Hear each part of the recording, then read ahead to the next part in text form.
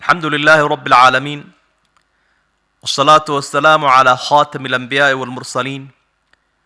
وعلى آله وأصحابه ومن صار على نهجه واهتدى بهديه إلى يوم الدين. أعوذ بالله من الشيطان الرجيم.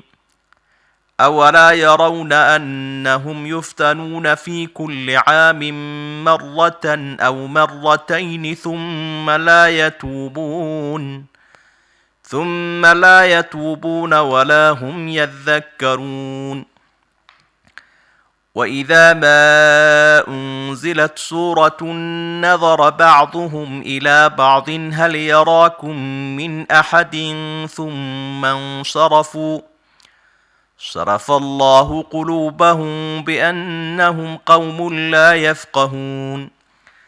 لقد جاءكم رسول من أنفسكم عزيز عليه ما عنتم حريص عليكم بالمؤمنين رؤوف رحيم. فإن تولوا فقل حسبي الله لا إله إلا هو عليه توكلت وهو رب العرش العظيم. casharku wuxuu ka bilaabmayaa aayadda 126 ee ka mid ah aakhirka suuratu tawba. halkaa hore ilaahay waxa uu kaga soo hadlayay munaafiqiinta. aayaddan 126 baa tilmaamahoodii u dambaysa, iyadoo ilaahay uu soo xusay noocyada ay yihiin foolxumadooda. taasina ay ahayd digniin basharka ilaahay uga digaya ama bani aadamka si aanay dhaqankaa dib ugu noqonin, lagu halaagsamay ilaahayna ugu caroonaya subxaana. ilaahay baa wuxuu uhi awalaa yarawna miyaanay arkaynin munaafiqiintu annahum iyaga yuftanuuna in la balaynayo oo la aafaynayo fii kulli caamin sanad walba maratan hal mar aw maratayn ama 2 jeer uma laa yatuubuuna haddana toobad keeni maayaan walaa hum yadakkaruun mana waan toobayaan. waxaa qur-aanka halkan aayaddan ilaahay uu ku xusayaa inay yihiin munaafiqiintu hayru muctabiriina bilaxdaaf, dhacdooyinka soo maraya ama ummadaha ama iyaga waxba kuma qaadanayaan. waayo wuxuu la mid yahay munaafiqu dameer la xidhay. marka la xidhayna dameerku ma garta wax loo xidhay, marka la sii daayana wuu dinaahinoo uu dhaqaaqi doonaa, wax loo sii daayo ma yaqaano. miyaanay arkayn baa ilahay uhi imtixaanada iyo ibtilaaga soo maraya ee lagu eegayo bal inay ilaahay usoo noqdaan subxaana wa tacaala oo wax gartaa. miyaanay arkayn in sanadkiiba hal mar ama 2 jeer la fitnaynayo oo ay fashilmayaan, ama intoo jihaad la faro ayay ceebahoodu soo baxayaan, ama dadkooda iyo dunyadooda duruuf adagoo loogu digayaa soo maraysaa oo iyaga digniin lagu siinayaa. annahum yuftanuuna fi kulli caamin maratan aw maratayn, hal mar ama 2 jeer. fitanku waa imtixaanada addoomaha intay ku dhacaan la doonayo in lagu baraarujiyo, iyadoo imtixaankaasi ay soo mareen oo mar walba ay fashilmayaan oo mar walba ay muuqanayso ceebtoodu, ayaa haddana uma laa yatuubuun ma toobad keenayaan. ilaa addoomaha ilaahay wuxuu u imtixaanaa inay iskartaan. digniin weeyi inay ilaahay usoo noqdaan ay iskartaan weeyi. ظهر الفساد في البر والبحر بما كسبت أيدي الناس ليذيقهم بعض الذي عملوا لعلهم يرجعون. بدي بري ببلايوين باكا موغدي با إلهي dadku waxay sababeen wixii ay sameeyeen baa u sababa. ilaahay markaa iskama dhibayo une, waa loo digayaa waxa la doonayaa inay soo noqdaan. marka kuwani may soo noqon walahum yadhakkaruuna manay waan toobin. waidaa maa unzilat marka lagu soo dejiyo suurad marka lagu soo dejiyo nadara bacduhum, marka nebiga suurad lagu soo dejiyo nadara wuu eegayaa bacduhum barhkood ilaa bacdin barhka kale hal yaraakum min axad, cidi miyay idin arkaysaa bay leeyihin. uma insarafuu way dhaqaajiyeenoo way tegeen. sharafa allaahu quluubahum, ilaahay qalbigoodii ayuu duway, qalbigooda allaha duwo. biannahum qowmun laa yafqahuun, waa qolyo aan waxba fahmaynin, faham la-aantaasaa u sababa. ilaahay baa wuxuu uhi subxaanahu wa tacaala wuxuu xusayaa halkan sidii aayaddii horeba aynu kusoo arkaynay aayadda 124 ee marka qur-aanku uu soo degay lahaayeen ayukum zaadatu haadihi iimaanan aayaddani kiinaba iimaan u kordhisay bay lahaayeen halkanna marka qur-aanku uu soo degay uu nabiga ku soo degaya calayhi salaatu wasalaam ee goobta iyaguna ay joogaan waa wax qaaliyahay ka qatan yihiin ila qalbi la'aanta dhibaatada leh marka qur-aankii uu soo degay rasuulkii uu fadhiyo asxaabtii ay la joogaan ummadda kale ay khushuucsan tahay iyagu iimaan la'aan baa haysee dhadhan uma samaynayo waxigaa soo degaya iyo ummadda qiiraysani waxa u daran ay danaynayaan waxa weyn ay siibtaan oo ay baxsadaan وإذا ما أنزلت سورة نظر بعضهم إلى بعض qaarba qaarka kale u eegaya markay suuradii nabiga ku soo degtay meeshana ay joogaan maxay leeyihiin hal yaraakum min axad miyay cidi idin arkaysaa cidi mayna arkaysaa aan siibanne iyagaa wada hadlaya siday u baxsan lahaayeen aragtida munaafiqa waa taawi asxaabtuna ridwaanullaahi calayhim waxay isku haysteen majliska iyo goobta la fadhiyo ayaa cidhiidhiyahoo buuxa markaasaa nin waliba meeshiisu xejisanaya waa kaa ilaahay litafasaxuu fi lmajaalis meesha fadhidaan isu waasiciya kuwana fakadkaasay ku jiraan halkaa waxaa ka muuqanaya iimaanku inuu leeyahay dareen waa sida cunnada iyo dawadoo kale qofku markuu caafimaad qabo cunnadu macaan bay u samaysaa wuu soo xiiseeyaa waanu daneeyaa ilaa uu ka bogtana kama tago waa marka uu jidhkiisu caafimaad qabo laakiin markuu qofku buko waynaga aragnay cunnadaasi in kastaba ha macaanaatee wax dhadhana uma samayso haddii lagu qasbana waa laga yaabaa inuu soo tufuhun qaaco munaafiqana ruuxdiisii baa bugta ruuxda raashinkeeduna waa qur'aanka quutu ruux wa quutu lquluub alqur'aan qur-aanku waa quudka quluubta iyo ruuxda marka ruuxdii wuxuu u macaanaan karaa waxyigu wuxuu u macaanaanayaa markay ruuxdu miyir qabtay caafimaad qabto marse hadday tahay ruux kufri iyo shaki la waalatay wax alla wuxuu qur-aanku dhadhan u samaynayaa ma jiro taasaa waxay keenaysaa inay firdhadaan yatasallaluuna liwaada suuratu nuur aakhirkeedana ilaahay wuxuu ku sheegay inay gidaarada isku sii toosinayaan iyagoo baxsanaya sarafa allahu quluubahum biannahum qawmun laa yafqahuun buu ilahay quluubtoodii baa ilaahay u duway faham la'aanta hayse daraaddeed biannahum qawmun laa yafqahuun marka hadalku khabar buu u yaalaa iyo war ahaan ducaa calayhina way noqonaysa inuu ilaahay leeyahay allaha fogeeyo quluubtooda mar hadday waxba fahmi waayeen ilaahay baa wuxuu uhi falamaa zaaquu azaaqa allahu quluubahum markay leexdeen ayuu ilaahayna sii leexiyey taa macnaheedu waxa weeye macsiyada iyo dembiga waxaan la yidhaahdaa dadka wuu sii durkiyaa oo qofku markuu gaf ku dhaco mid kale u dhiibaa ilaa uu daboolmo intaasoo dhami runtii waxay ahaayeen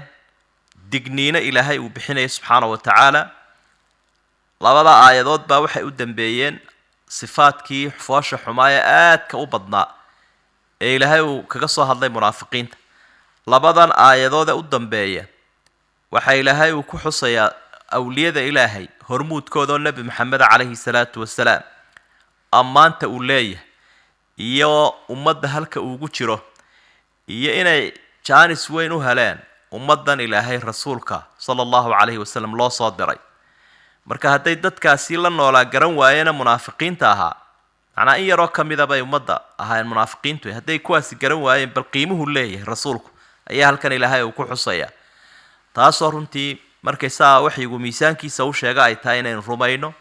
nebiga ku dayano calayhi salaatu wasalaam ku salino taageerayaashiisii aynu noqonno si aynu maalinta qiyaamaha darkiisa uga cabbi karno jannadana uu inoogu horkaco ilaahay baa wuxuu uhi laqad jaa'akum waxa idin yimi rasuulun min anfusikum rasuul nafihiinna ka mid ah casiizun calayhi waxa ku adag maa canidtum wixii idin dhibaya ama dhibkiinna ayaa isagana ku adag xariisun calaykum waa idinku dadaalayaa saa u hanuuni lahaydeen bilmu'miniina ra'uufu raxiim mu'miniinta aad buu ugu naxariisanayaa fain tawallow haddii ay sii jeedsadaan dadka diinlaawayaasha ahi faqul waxaad tidhaahdaa nebi maxamedow xasbiya allah aniga ilaahay baa igu filan laa ilaaha illaa huwa ilaah xaq lagu caabudaa ma jira isaga mooyaane calayhi tawakkaltu isagaan tala saartay ilaahay oon arrimaha u dhiibtay wa huwa ilaahay rabbulcarsh carshiga weyn carshiga rabbiga la weeye carshigii alcadiimi ee weynaa carshiga weyn ilaaha iskala weeye ilaahaasaa wax walba ka weyn subxaana wa tacaala cidda ilaaha ku tiirsatayna waa ku filan yahay rabbi baa waxau idhi dhabnimo xaqiiqannimo waxa idiimi rasuul ilaahay uu soo diray waa rasuul marka la leeyahy waa ergadii alle subxaana wa tacaala wuxuu ummadaha u sheegayaa waxa laga doonaya ummadda ah iyo ammaanada iyo xilka u yaalla waxa uu yahay mid dadka badbaadinaya waxa uu yahay mid diinta maqal iyo muuqaalba ku siinaya waxa weeye rasuulku mid aanu dadku ka maarmi karaynin rasuulkaasi waa min anfusikum buu ilahay yidhi idinku idinka mid yahay taa macnaheedu waxa weeyaan ma aha jin ma aha makhluuq kale oo aydan ka faa'iidaysan karayn ee waxa nicmo weyn ah inuu nafteenna ka mid yahay oo diinta waxaynu uga qaadan karaynaa si aada u sahlan kol hadduu innaga inaga mid yahay oo basharkeennan uu ka mid yahay oo hadduu malag noqon lahaa malaa'igta ilaahay uli ajnixatin mathna wa thulaatha wa rubaac malaa'igta baalasha waaweyn hadduu noqon lahaa dee isku mid maynaa noqoneen malagii baahiba ma leh hadduu noqon lahaa jinkaa inaga qarsoon oo kale oo marmar un soo daahiraya dee waxba kamaynaa faa'iidaysan karneen laakiin diintii maqalna wuu inagu siiyey muuqaalna waynu uga qaadanaynaa waa bashar cunadii cabidii guurkii siduu u cibaadaysanaya baahiyihii basharka taasi waxa weeye si looga faa'iidaysan karo min anfusikum waa nicmooyinka ilaahay bay ka mid tahay casiizun calayhi maa canidtum sifooyinkii nabiga weeye calayhi salaatu wasalaam waxay caddaynaysaa aayaddu inuu nebigu yahay nebiyu raxma wamaa arsalnaaka ilaa raxmatan lilcaalamiin naxariis baanu kuu soo dirnay adigoo caalamka oo dhan naxariis u ah baanu kusoo dirnay ma aha dadka carabta ah ma aha dadka islaamka oo qura cid walba naxariis buu u yahay nebigu calayhi salaatu wasalaam oo ka gaalkaa naxariis buu la socdaa ilan dawadii buu sidaaya xariisun calaykum ay calaa hidaayatikum wuxuu ku dadaalayaa inaa hanuuntaan aad buu isugu dhibi jiray nebigu calayhi salaatu wasalaam iyadoo dhiiggiisii shariifka ahaa la daadiyey oo nimanka gaaladu ay shiideen oo malagii loo soo diray isaguoo amri lahaayee oo odhan lahaa kuwan halaagoo buuraha ku dumi ayaa wuxuu leeyahy maya iska dah waxaan rajaynayaa tagoogooda iyo dhabarkooda inuu ilaahay ka soo saaro qaar ilaahay waxiida subxaanahu wa tacaala oo keligii caabuda marka xariis waa dadaalayaa bilmu'miniina ra'uufu raxiim mu'miniinta wuxuu yahay ra'uuf naxariistiisu mid ay aada u badan tahay weeye raxiim weeye waa mid naxariisanaya labadaa wasfi ama labadaa tilmaamood oo labaduba ay naxariis sheegayaan ra'uuf baa sii badan macnaha uu sheegayaa waa naxariis aada u badan weeye labadaa sifaa ilaahay uu siiyey marka halkaa waxaynu ka aragnay alra'uuf baa ilaahay asmaadiisa weeye subxaana wa tacaala marka ismigaa nebigana waa lagu sifeeyey alra'uuf iyadoo asmaada ilaahay uu ka mid ahaa inkastoonu al lahayn halkana nakiro uu yahay haddana nebiga waa lagu sifeeyey calayhi salaatu wasalaam naxariistiisa oo aada u badan daraaddeed baa ilaahay uu ku sifeeyey taa macnaheedu waxa weeye dadka muslimiinta ayna iyaguna tilmaantan uu nebigu lahaa waa inay qaataan marka dadkooda ay la nool yihiin iyo bulshadooda siduu ilaahayba ku sifeeyey fii aakhiri suurati alfatx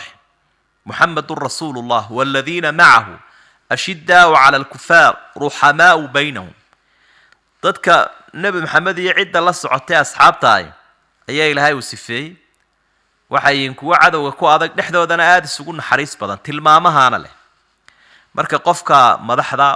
qofka diinta dadka ugu baaqaya dadka acyaanta iyo mas-uuliinta waalidka mucalimiinta cid walba waa sifooyin laga rabo qofkii inuu naftiisii iyo nafiiskiisii wixii qaali ahaa u hurayo siday dadkani u badbaadi lahaayeen oo aanu ka shaqaynaynin siday u halaagsami lahaayeen fain tawallow faqul xasbiya allahu laa ilaaha illaa hu hadday sii jeedsadaan waxaad tidhaa aniga ilaahay baa igu filan halkaa waxa aad ku muujinaysaa cidda garab iyo gaashaan ilaahay uu yahay cid kalena uma baahna ilaahay baa aniga igu filan calayhi tawakaltu wahuwa rabu lcarshi alcadiim ilaahay baan tala saartay carshiga weynna ilaaha iskala weyey taa macnaheedu waxa weye baqaha dareemin bayrna ha yeelanin oo cidna ha ka baqin cidina yay ku didsanin kol haddii safkaaga ilaahay uu ku jiro hadduu gool kusoo weeraro hadduu shaydaan kusoo weeraro cid wax kaa qaadaysaana ma jirto marka sidaasibaa ilaahay ummadda subxaanahu wa tacaala ugu sheegayaa qiimaha uu nebigu leeyahay nasiibna waxa leh cidda nebiga saa ugu dayata calayhi salaatu wasalaam ciddaasaana ilaahay uu jeclaanaya ciddaasaana janno rajo ka qabto sugaysa ilaahay baynu ka baryaynaa inuu inaga dhiga hadiga nebiga iyo hanuunkiisa kuwa ku qanca ee raaca ilaahayna janno uu ku abaaliyo darisku halkaa inoogu joogo wassalaamu calaykum waraxmat ullaahi wabarakaatu